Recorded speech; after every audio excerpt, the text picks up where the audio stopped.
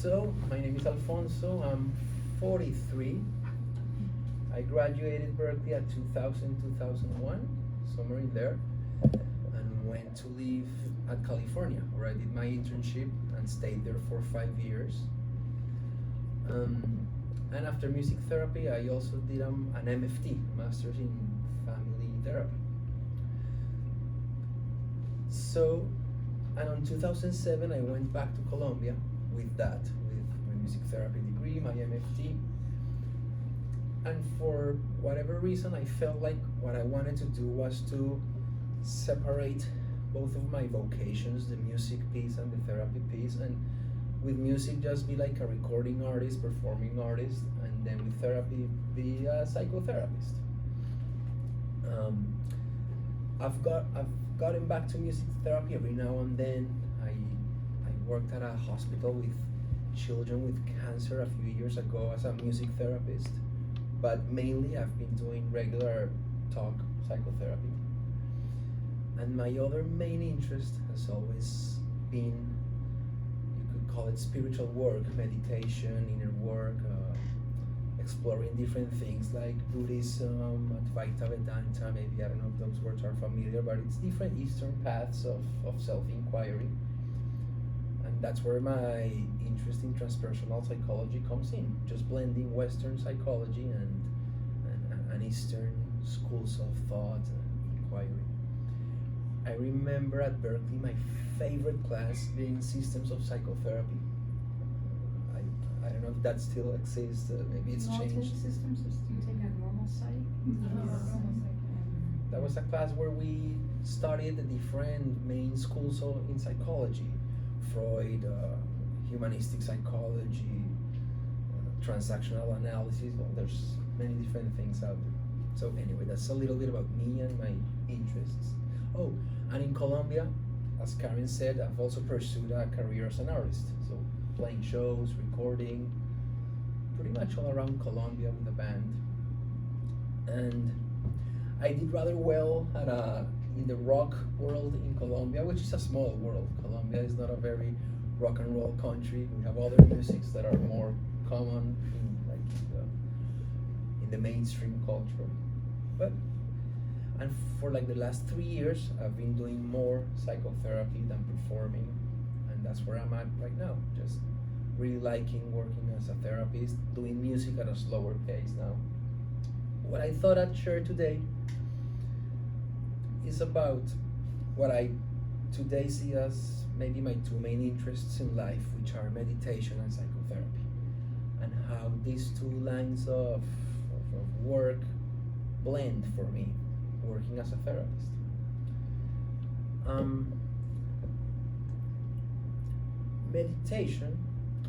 Meditation can mean many things. Different people could say, yeah, I meditate, and when you ask them, they all do totally different things. So someone can be repeating mantras in their head, someone can be visualizing whatever, someone can be focusing on their breath, and they all call it meditation. So to specify a little bit what I mean by meditation, it is a practice where I learn to cultivate a specific kind of relationship with myself, a specific kind of relationship with my feelings, my emotions, my body sensations, my thinking mind, my perceptions, where I learn to develop a specific kind of stance with my experience. So, and we're gonna practice this a little bit. I'm gonna guide some of this a little later so that you get a clear experiential idea for what I'm referring to. And psychotherapy is very similar in the principle of developing a relationship to the client, to the other. And it doesn't matter if you are doing psychotherapy or music therapy or art therapy or social work, wherever you're doing anything that involves helping another. I think these are very important principles to hear about, to cultivate. In the world of psychology, I believe it was maybe Carl Rogers, one of the main people who who came up with this notion that the relationship itself is the main healing agent in therapy, just the relationship. I'm sure others before him also, but he probably, that was like his main thing. So more than developing a theory of the psyche, like in the case of psychoanalysis and Freud, where the main thing is probably the theory of the ego, the subconscious drives, and theory of the psyche. In his case, it was more a theory about the relationship. And he said, I don't know if you've studied him. You know who I'm talking about, Carl Rogers, or is he a new name? Carl Rogers. Okay, he's considered one of the founding people of humanistic psychotherapy. He said that in order for there to be good therapy, the therapist needed to bring to the relationship certain specific qualities in himself. I think he labeled them unconditional positive regard, empathy, congruence, like authenticity, genuineness. And he said if the therapist brings these qualities to the relationship, that provides a kind of field in which the client feels safe to unfold, to start finding his own way, her own way, their own answers, their own insights. The therapist just needed to provide this kind of ambience of acceptance, authenticity, and empathy. And from there, the whole therapy developed. So that's like the main contribution of Carl Rogers. Can I just jump in also? Of course, please. So again, those are the qualities that as a music therapist, we're also looking to provide that relationship. We talk about the difference between music education or just a musician playing music. It's the relationship that you develop with your clients. Yep. Yep. So another way to say that is that, and I believe this a lot in doing therapy, before, I mean, what you do is obviously very important, the strategies you use, the techniques you use, but before that, what's really important is how you are, the myself that I bring to the relationship. So that's like the starting point for therapy. And after that comes whatever happens in the therapist, whether I ask questions or stay silent, whether I use this technique or that technique, that all unfolds from first me as a therapist being there, being real, being open, having a non-judgmental or accepting awareness with the client.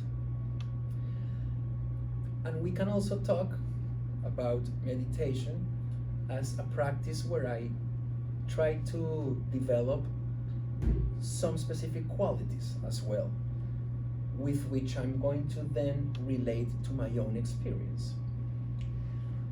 Some of these qualities can be worded in a similar way as Carl Rogers did: acceptance, empathy to myself, but I'm going to talk them a little bit more in the case of meditation. So, what is there in common? Meditation and psychotherapy, in both cases, I talked about a relationship. In meditation, it's about a relationship to myself. In psychotherapy, it's about, or in any kind of therapy, music therapy, art therapy, it's a relationship to the client. So a relationship is always a dynamic between two, me and the client. In the case of meditation, that relationship is between what and what. It's an interesting thing to see. It's about awareness, or attention, or consciousness. Those words point at the same thing. And whatever I'm aware of, whatever I'm conscious of, like with my eyes open, this awareness enters into relationship with the sights that I see, the people I have in front of me. With my eyes closed, I can enter into a relationship with my body sensations, with my feelings. I can enter into a relationship with my mind, with my thoughts, just thanks to the fact that I'm aware of them. Just being aware implies relationship. nature between the awareness and whatever the awareness is aware of. That's a basic principle. So, for example, and then we can talk about the quality of that relationship. So what's the quality of the relationship I have with myself? Let's take one element of my experience, for example, my thoughts. What's my relationship to my thoughts? Many times we don't even have that question in our understanding because we are so enmeshed with our thoughts, with our thinking mind, that it's like my thoughts and me are one. We don't stop to realize, oh, I'm not my thoughts, I'm the one who is aware of my thoughts. Therefore, there can be a relationship. We usually don't have that discernment. We're just one with the thoughts, and whatever the thinking mind says, opinions, judgments, presuppositions about things, clouds my reality because it seems to be the truth, because I don't have that distance. So we could call that a symbiotic relationship where awareness and me, or my awareness, is captured by my thoughts, and whatever my thoughts say dictate reality. So that's a kind of relationship. In meditation, we seek to develop a new kind of relationship with the thoughts, for example, one in which we become the observers of our thoughts instead of prisoners of our thoughts. So I can close my eyes and observe my thoughts. And if there's a thought that goes like, oh, I haven't spoken English in a while, I'm going to do terrible, for example, I can stop and look at that thought and say, oh, I wonder if that's true, that thought. Maybe that's not real. In that moment, I have more distance, I have a more conscious relationship with the thought, one in which I can question the thought instead of being trapped by the thoughts and therefore become all anxious. No? So that's cultivating a new kind of relationship to this aspect of my experience called thoughts. That's actually the basis for a whole realm of psychology, which is cognitive psychology. People like Aaron Beck and Albert Ellis, because of this possibility of having a relationship with the thoughts, that's how they work, those people in cognitive psychology, questioning irrational beliefs, irrational thoughts, thoughts that make you suffer. Their whole therapy is about questioning thoughts, and it's awesome. I really like it. I used to go to the Albert Ellis Institute from time to time when I was here in New York. We can also have a relationship to our feelings. Is this making sense to people? This is awesome. Yeah. But I did thank you for asking. Maybe I went on a rant and I'm losing it, but good to check in this. So now that it's clear that awareness can enter relationship with whatever I'm aware of, let's talk about the qualities we want to cultivate in this awareness, which is what meditation is about. And I'm going to write some of these down, and then we're going to try to experience some of these. So, okay. If I do something horrible spelling wise, let me know. Yes. Qualities. 2 L's? One L. 1 L. Is that right? Yeah, that's right. Qualities of awareness, attention, consciousness. So,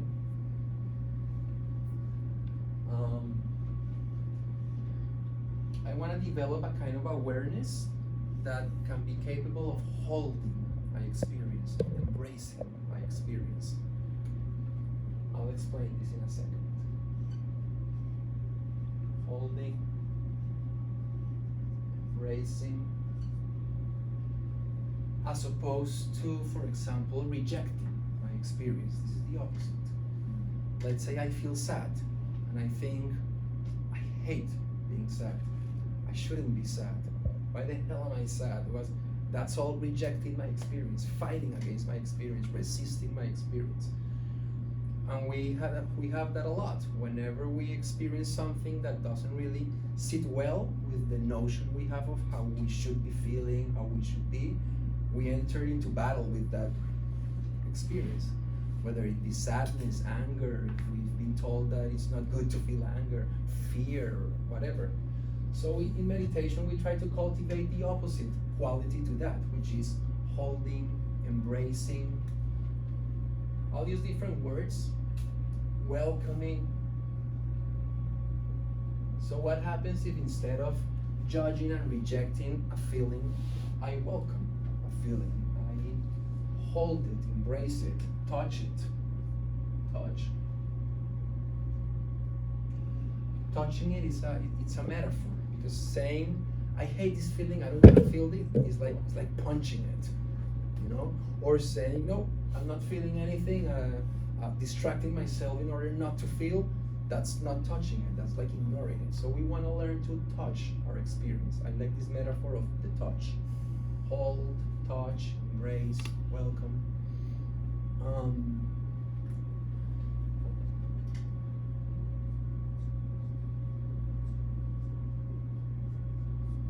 Another quality, these are like the qualities that Carl Rogers described for the therapeutic relationship, but I think these work better for the meditative relationship, and then we can extrapolate from one to the other. Curiosity is like, okay, what am I experiencing right now? What is this that I'm feeling? Whatever it is, at any moment in my life, what is it?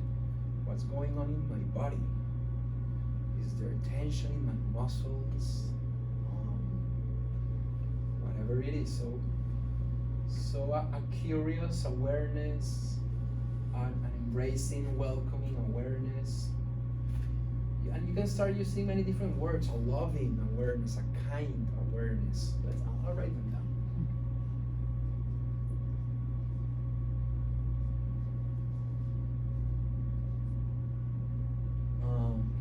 Gentle awareness. Let's say a gentle touch. Going back to the metaphor of touch.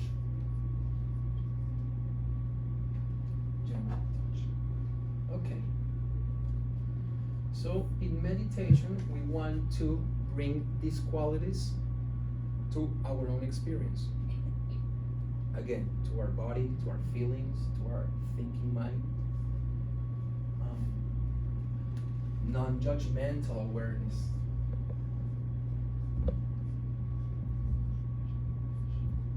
Well, non-judgmental is the same as welcoming, for example.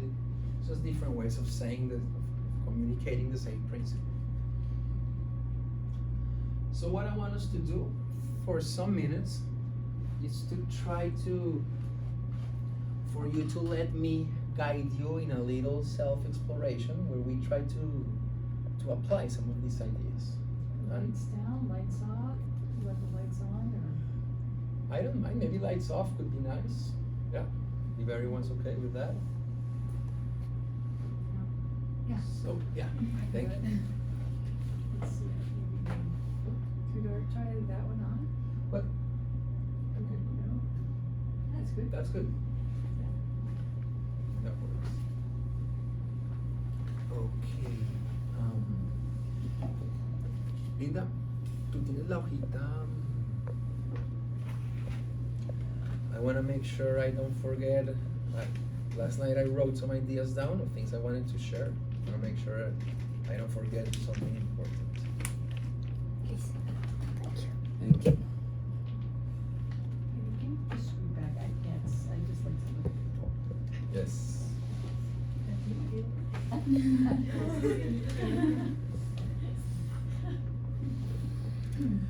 For example, in meditation, when they tell you things like repeat a mantra, which is a kind of meditation called TM, Transcendental Meditation, or focus your attention on a candle, or things like that, what they are trying to do is to give you one object where to focus the mind, so that the mind is not as crazy as it always is, just chattering all around, to give it something to do. Make it a little bit single pointed, but there's other meditations that don't do that. As I said, there's many different ways to meditate. We're going to explore one particular way. This is something I like to do a lot with myself, which is like a general scan of my whole experience, starting with my breath, then going to my physical body and scanning my body, then going to whatever feelings or emotions I'm experiencing at the moment and scanning that, and then going to the thinking mind and applying these principles to each of these realms of experience. I feel that when I do that, it really calms me down, although that's not the aim. That's not the aim of meditation. Many people, when they meditate, say, it's so difficult to meditate. I can't meditate. Usually that's because they have an expectation. They think meditation is about quieting the mind, for example, which is impossible. No one can ever quiet the mind. That doesn't happen. Just like the heart pumps blood, the mind pumps thoughts. That's its nature. But we can develop a new relationship to the mind. Not quiet it, not choke it. Also, sometimes we think, I'm going to meditate because that's a way to become calm, to experience peace, and when that doesn't happen, then we feel frustrated. You know, I just meditated and I'm as anxious as at the beginning, so it didn't work. The problem was the expectation. Meditation is not about getting to anywhere special, calmness, or it's about developing a relationship to whatever is there. If anxiety is there, and if throughout my whole meditation there's nothing but anxiety, that's it. I'm trying to learn a new having to develop a new relationship to anxiety, to learn to touch it, to hold it, to embrace it in a new way, in which by doing that, the relationship changes. I mean, the relationship changes, the way I experience myself in that relationship changes. So, okay, so those are some general ideas. Get comfortable where you can stay in a position for, I don't know, maybe 20 minutes or so.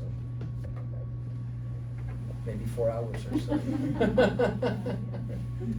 Karen told me we had up until 6 o'clock, so. Seven. No. 7, okay. No, okay. Okay, so get comfortable. And close your eyes. You're gonna be hearing my voice, sometimes describing some things to do with our attention, and sometimes just saying general things. If something doesn't make total sense, don't get too hung up on intellectually understanding what I'm saying, just let it go. These will be just pointers. So with your eyes closed, sitting comfortably,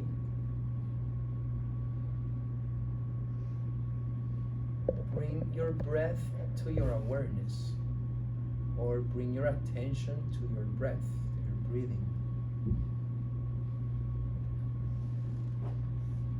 As soon as you do this, there's a new relationship between awareness and the breath. Probably they weren't touching each other before I said this. Awareness was somewhere else in my words, maybe. But now take your attention to your breathing.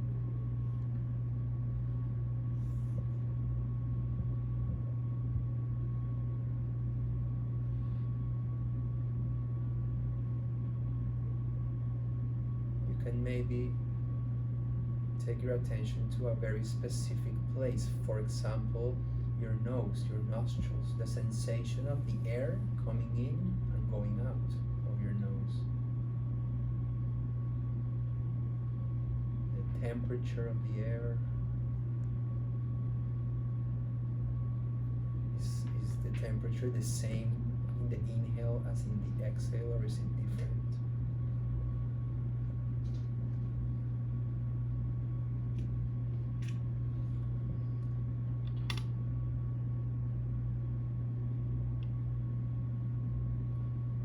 You don't have to breathe any differently than you would normally. So what changes here is not the breath itself, it's the focus of your attention. what changes. As if you were moving the lens of a camera or the zoom and pointing it at the breath.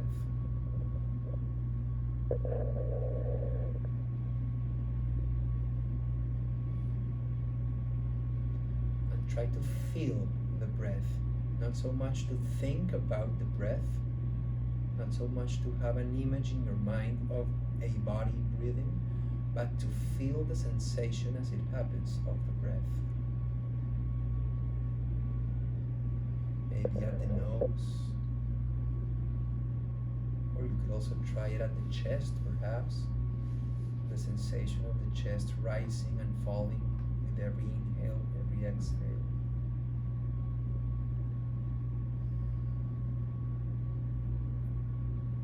No goal, no agenda, nothing to achieve, nothing to prove, just relationship, bare relationship with the breath.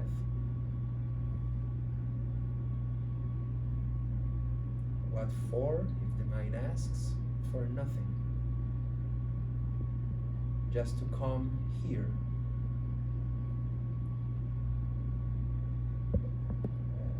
When a part of our attention is in our breath, that means a part of us is in the present moment.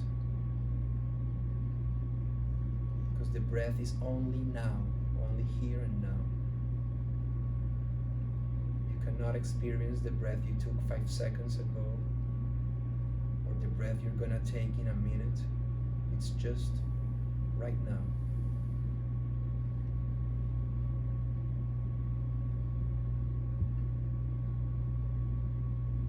Because when you're not now, where are you? Stories about the future, stories about the past, judgments about the other, judgments about myself. All that mental activity constantly happening. So bring your attention to your breath,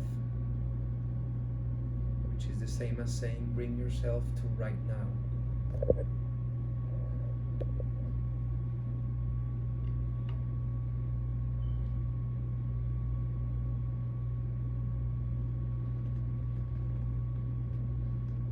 You can be in a therapy session with a client,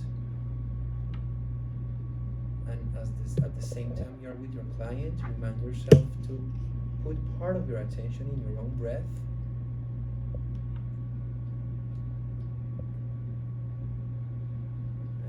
That in itself could already bring you a new kind of presence. And this is a gentle kind of attention.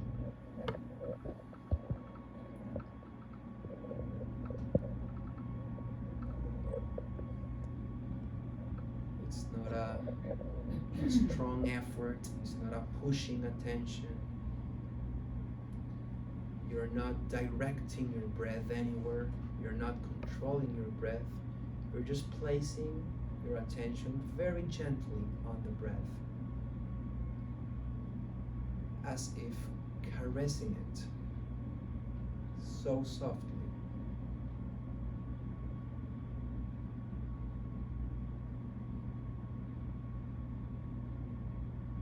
It's totally normal for your mind to wander, for you to suddenly catch yourself lost in thought. If that happens, no judgments, no criticisms of yourself, just bring yourself again and again gently to the breathing. Even if that happens every 5 seconds, that's fine. The more you bring yourself to now, to this breath, the more you exercise the muscle of attention, of awareness.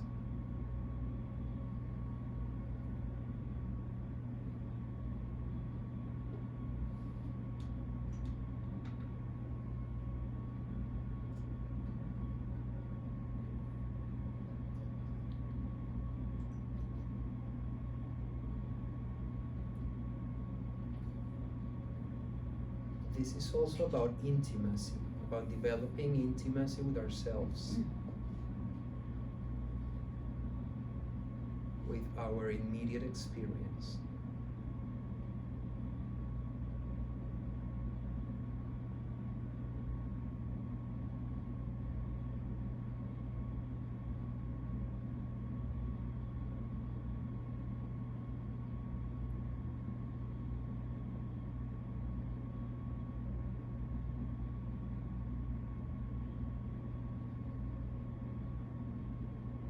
This is simple, but not always easy,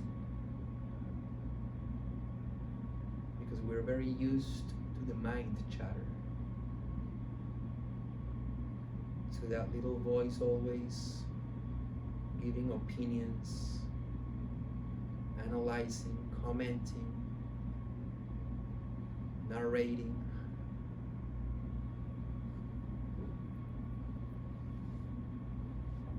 So it might require a slight intention on our part to bring ourselves again and again to the breath, to feeling the breath, to the sensation of the breath. Either in your nose, in your chest, in your stomach, or overall in your whole body.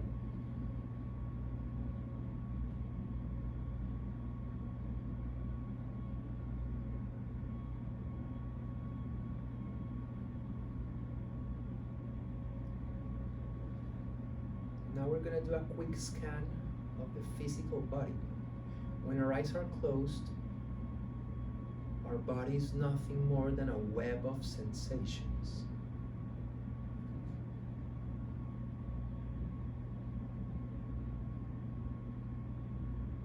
Bring your attention now to the sensations of your face.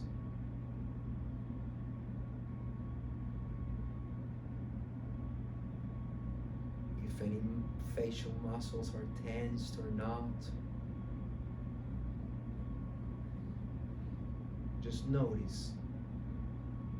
This is about noticing. It's not about changing. It's not about fixing. If there's tension, you don't have to try to convert it into relaxation. Just touch the tension exactly as it is. Just hold it in your awareness exactly as it is. We don't want to interfere with anything we experience. Just touch it gently with our awareness.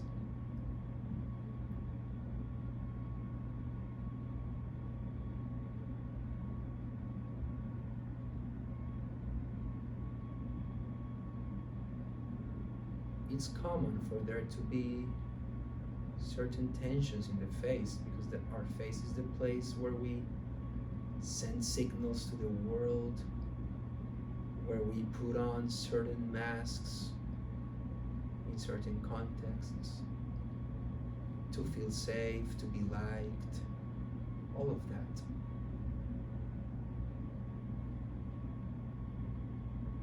So just notice how your face feels.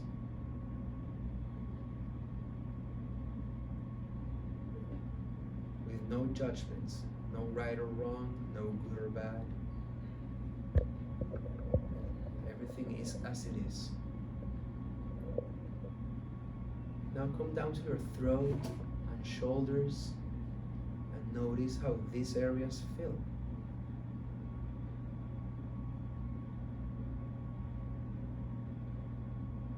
Feel your throat. Feel your shoulders. However they feel is fine.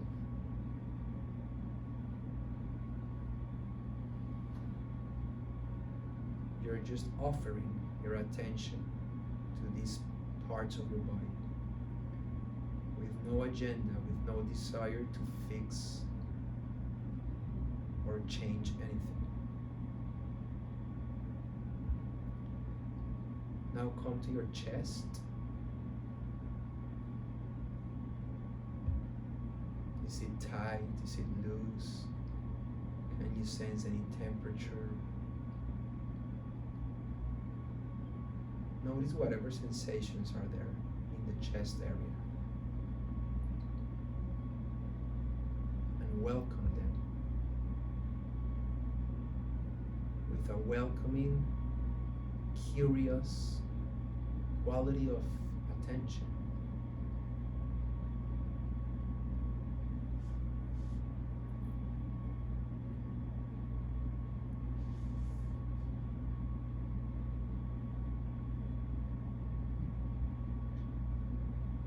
Now come down to the area of your stomach and notice how this area feels.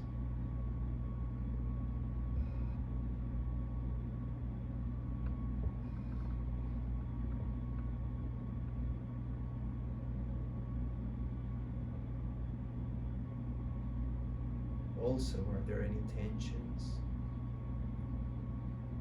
Places of holding, grasping? How are the muscles in your stomach? We usually don't enter a conscious relationship with these areas of our body until they hurt for some reason. Otherwise, they go pretty much ignored for most of our day. So let's just welcome them into our consciousness. A loving welcoming.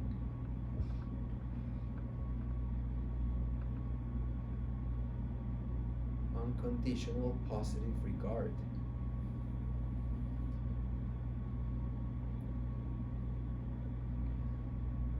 Now come down to your pelvis.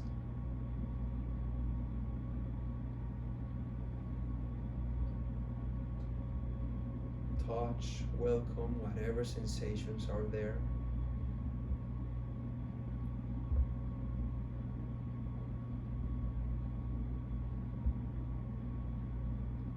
In the same way you would want to touch and welcome whatever a client is expressing in a therapy session. With openness, without needing to change or control. Just welcome.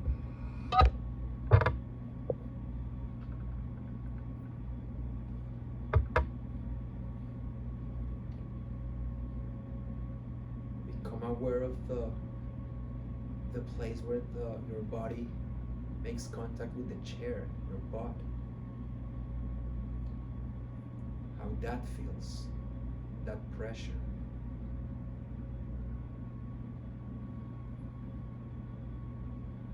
Just as with the breath, when we bring our attention to our body sensations, we're also bringing ourselves to the present moment, to the now.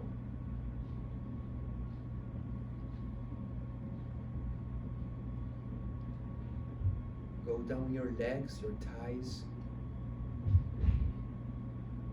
your knees, go all the way to your feet, sensing these sensations.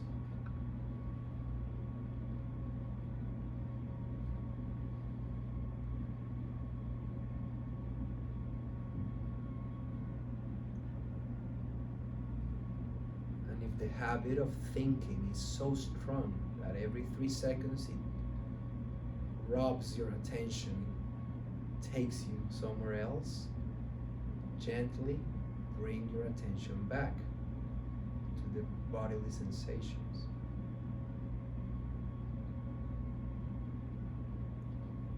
Attention to the present moment is also like a muscle we train, and this is how we train it.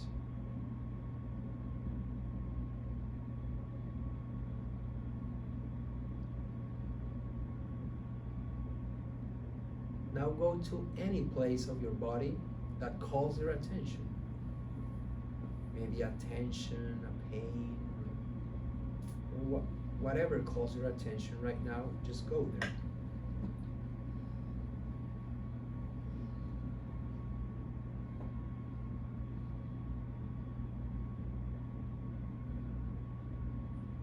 Like saying yes, hello to this area.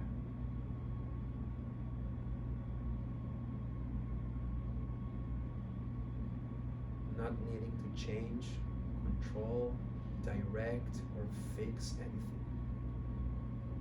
Just relating openly.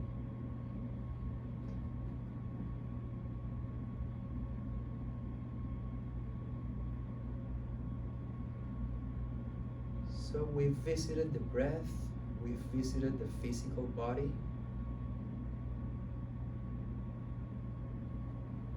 Now see if there's any feelings or emotions that are present in you right now.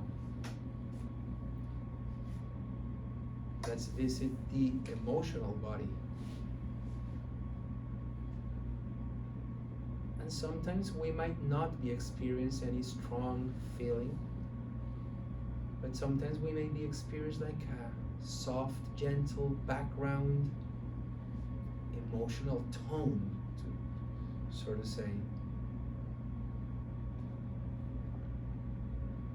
And many times we're not aware of it until we stop and look with curiosity. What am I feeling right now? It doesn't matter if I have a name or a word for whatever I'm feeling. But what matters is that you can touch it.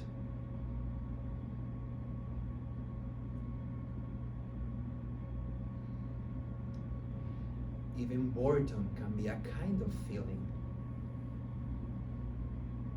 So can we touch boredom if it shows up? Where is it? Can we bring our attention to it very gently? Welcoming it?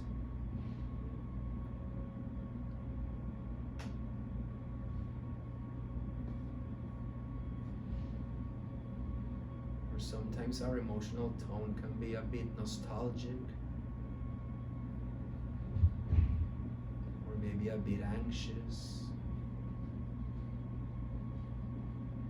like on a rush and a hurry.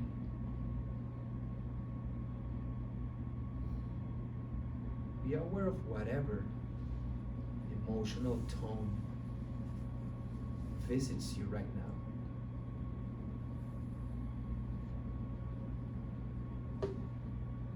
And the way you want to touch it, the way you want to touch any feeling, I'll use a metaphor again, is as if the feeling was like a baby and you want to caress it in such a soft way that you're not gonna wake up the baby. The baby, she's sleeping. And you're gonna caress her head so gently that you are not gonna wake her up. That's the softness and the tenderness with which we wanna be able to touch even our most difficult feelings eventually. Fear, rage, pain. As if these feelings were babies that just need our touching, gentle touching. They don't need for us to tell them, shut up, and then I'll love you. Shut up, you shouldn't be feeling that. Because that's not a touch, that's more like a punch or a kick. We first touch, and then maybe they'll feel safe. We usually touch with aggressiveness whatever doesn't feel safe in us. Whatever feeling feels threatening, we want to avoid, we judge, we condemn. So that's not the relationship we're seeking to cultivate here. Whatever feeling is there, we want to embrace, welcome, and touch as if caressing a baby. And that's the way to make a feeling safe in us. We usually want for the other person to make our feelings safe in us. You change what you're doing and then I'll feel good. You shouldn't do that to me because I feel bad. That can be valid sometimes, but more important is for us to learn to become our own holding environment. And we do that by the touch we bring to our feelings, the touch of our awareness. So touch whatever it is you feel right now. Pleasurable, uncomfortable, doesn't matter. We give the same touch to everything.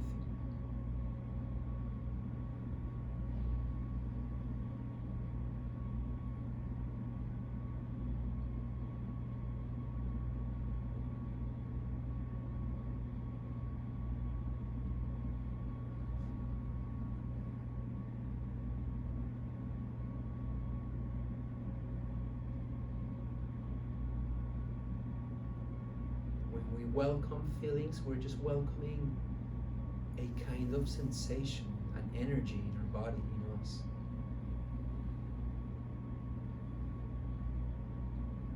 They don't really define us.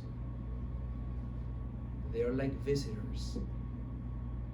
And we open our doors for them to come in and leave whenever they please.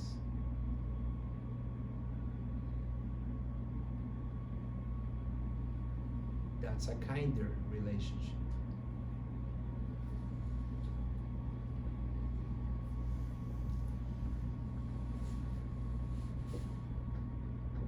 Now let's go one last place. Take your attention to your thoughts. Become aware of your thoughts, of whatever the mind, the thinking mind is doing right now. Don't try to control it. Don't try to make it stop its chatter, if it's chattering. It could be judging, it could be giving opinions. It could be saying, I love this, or I hate this, whatever. Just watch it with no judgment. Let it be free to say whatever it wants to say. But you are not this mind. You are the one who is aware of it.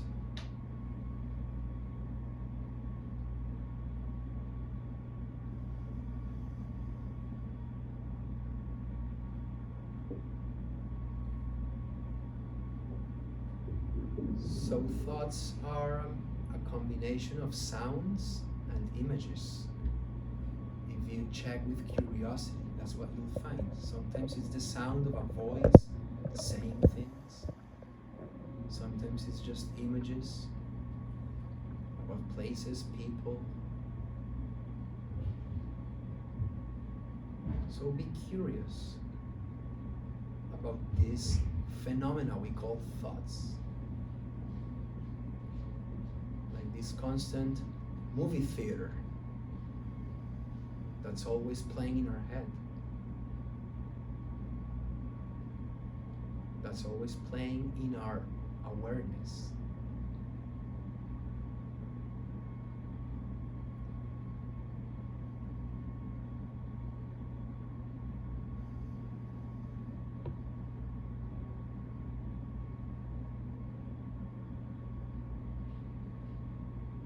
We want to be able to observe the mind without getting too involved in its contents.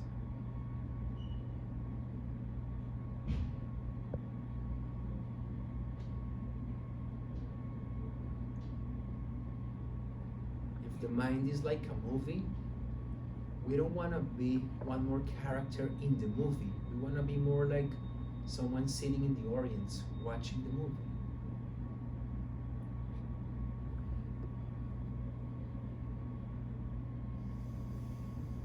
So who is it that is watching the movie?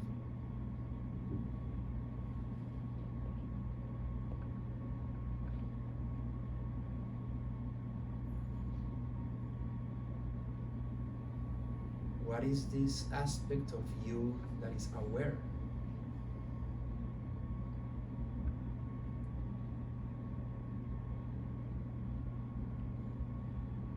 It's It's not a question meant to be answered intellectually. It's just a pointer.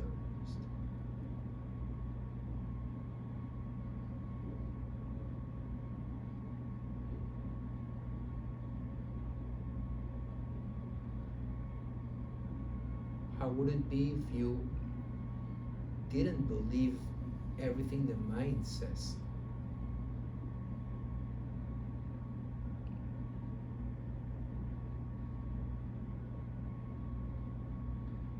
Our mind can say, I'm good, I'm bad, I'm so smart, I'm so stupid, I should act differently, why am I alone, what's wrong with me?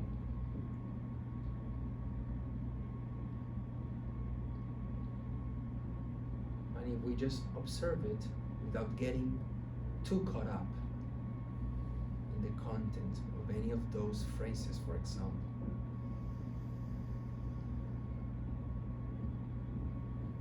then the thoughts become like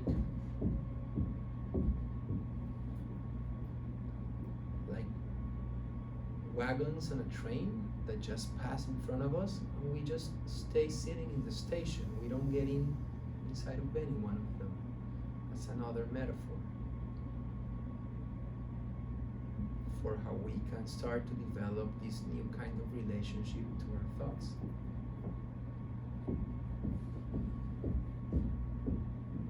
Especially to the thoughts that make us suffer. Because sometimes thoughts are beautiful, kind, creative, practical. That's great. But other times thoughts just create unnecessary suffering. And that's where we want to learn to become the witness of the thoughts, not the victim of the thoughts. A witnessing relationship. So bring yourself one last time to your breath. Connect once again to the sensation of breathing.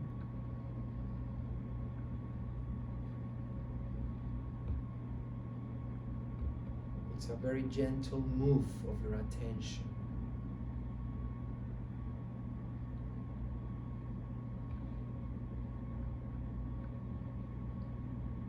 A teacher I know says, the only power we have is the way in which we offer our attention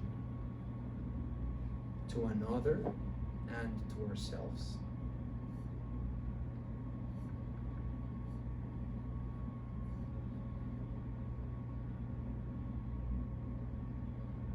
So what matters is not so much what I experience in my feelings, in my thoughts, but what I bring to what I experience, the quality of awareness that I bring to whatever I experience. So with your eyes closed, just come up with one or two words that maybe express or describe a little bit of what you are experiencing right now.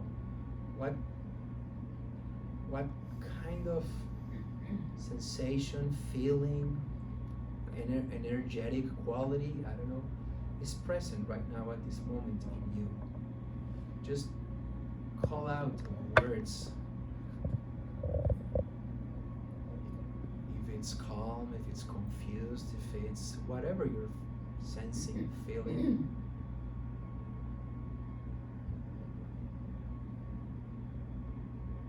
So I'll start now. Presence.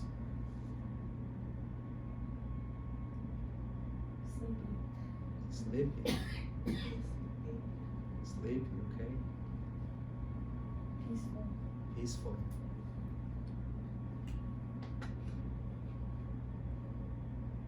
Ease. Ease.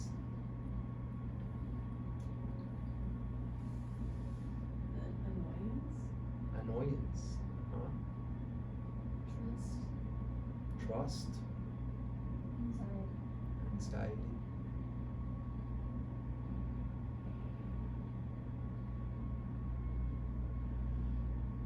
So whatever quality of experience is there, whether it be trust, annoyance, anxiety, see if you can touch it. See if you can bring your attention to that feeling without wanting to change it. See if you can welcome it without letting it create mental stories. Anxiety, annoyance, it's just a feeling, just a sensation in your body, it's just an energy. Doesn't mean anything. See if you can just let that feeling be without interfering, without making it bigger, without making it smaller.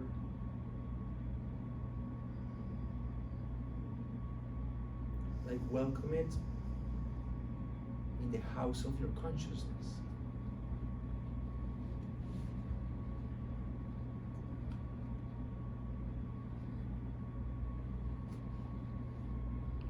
There's a saying that says, what you resist persists. So with no resistance, just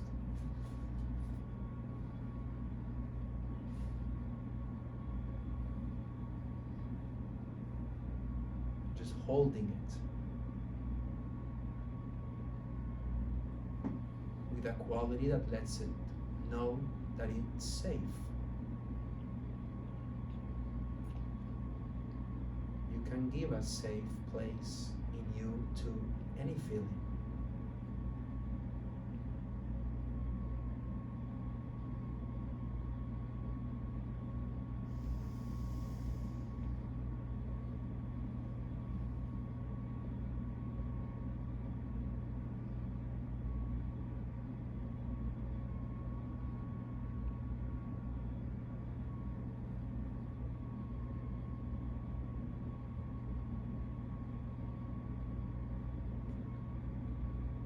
So it doesn't matter what's there, if it's trust, if it's peace, if it's anxiety, if it's anger.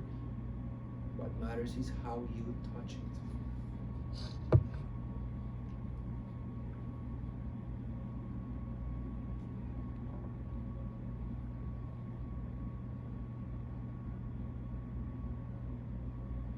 Any feeling is a temporary visitor.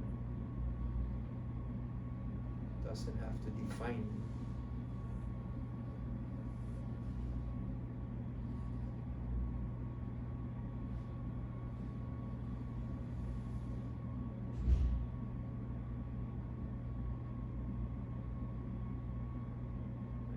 Try to caress it with your breath.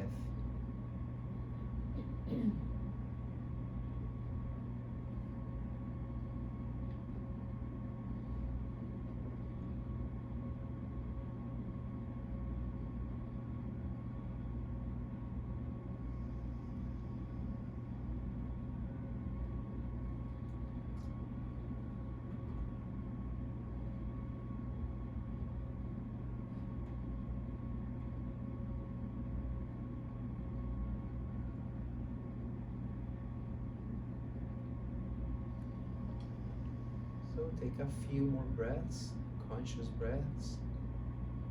Whenever you feel like it, you can open your eyes.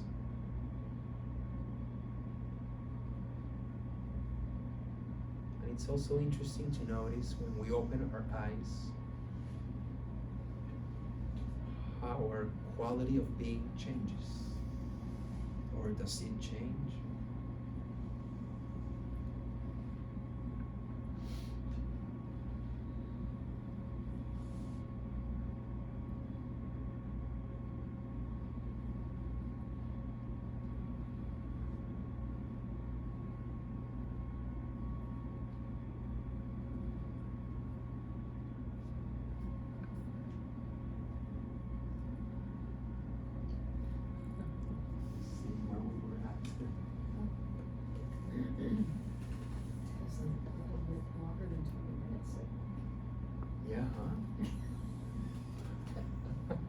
Probably was close to 4 hours and 20 minutes. I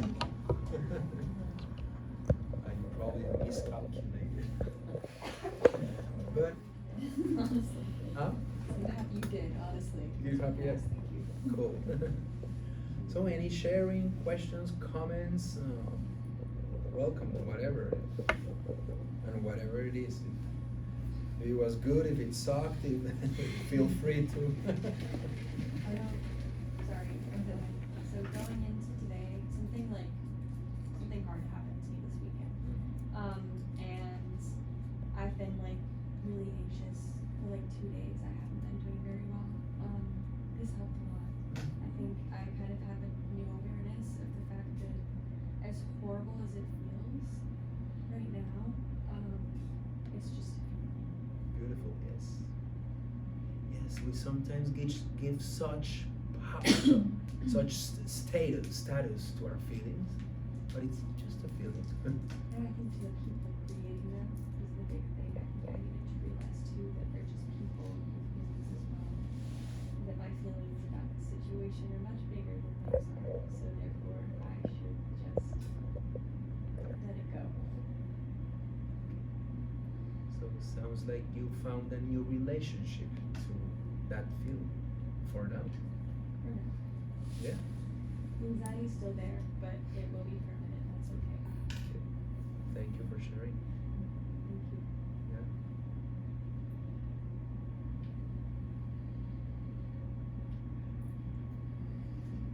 You have a very calming presence, that it's that radical, unconditional acceptance that you put out into the world that makes it easy to accept what's happening.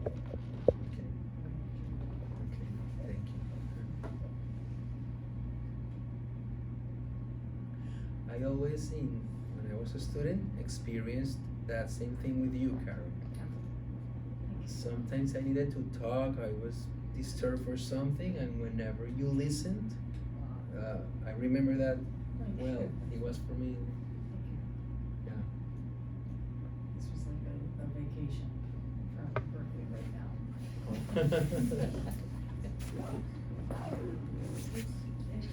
It's so, I feel I'm almost like this is ridiculous. I can't believe there's this entire side of the brain that I haven't thought about or let be a part of me due to just kind of being like, oh, it's not something I do. Like I was the I can't meditate kind of people.